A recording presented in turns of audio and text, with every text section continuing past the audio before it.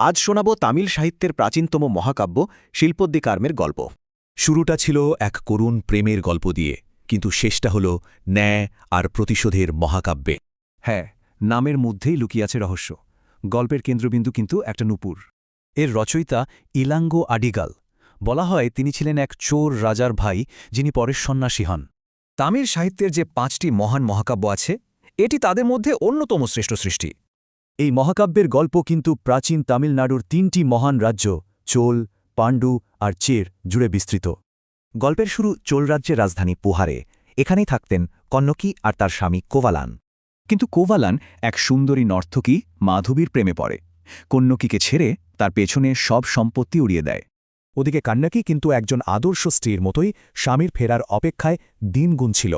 কোভালান নিঃস্ব হয়ে ফিরলে কন্নকি তাকে ক্ষমা করে দেয়। দুজনে ঠিক করে মাদুরাই গিয়ে সব নতুন করে শুরু করবে। নতুন জীবন শুরু করতে কোভালান কন্নকির একটি নূপুর বিক্রি করতে যায়, আর এখানেই ঘটে যায় মারাত্মক ভুল। স্বামীর মৃত্যুর খবর পেয়ে কন্নকির শোক বদলে যায় ভয়ঙ্কর এক ক্রোধে। কন্নকি সোজা হাজির হয় পাণ্ড্য রাজার সভায়। তার লক্ষ্য একটাই, স্বামীর নির্দোষিতা প্রমাণ করা। রাজার অভিযোগ কোভালান রানীর মুক্ত নূপুর চুরি করেছে। কন্নকি নিজেরটা ভেঙে দেখায় ওতে রুবি ছিল। নিজের ভুল বুঝতে পেরে রাজা লজ্জায় আঘাতের সঙ্গে সঙ্গে মারা যান। কিন্তু কন্নকির প্রতিশোধ তখনও বাকি।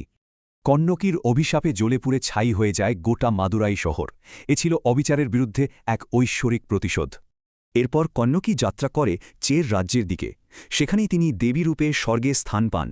তার গল্প শুনে চের রাজা সেনগুট্টুবন একটি মন্দির বানান এবং কন্নাকিকে দেবী পাত্তিনী রূপে প্রতিষ্ঠা করেন। এই মহাকাব্যের মূল কথা হল কর্মফল, ন্যায় আর সতীত্ব। মানে কোনো রাজাও কিন্তু আইনের ঊর্ধ্বে নন। আর তাই আজও দক্ষিণ ভারত ও শ্রীলঙ্কায় দেবী পাত্তিনী রূপে কন্নকির পুজো হয়। তার গল্পটা এখনও জীবন্ত। একজন সাধারণ নারীর এই অসাধারণ প্রতিবাদের গল্প। আজকের দিনে দাঁড়িয়ে এর প্রাসঙ্গিকতা ঠিক কতটা?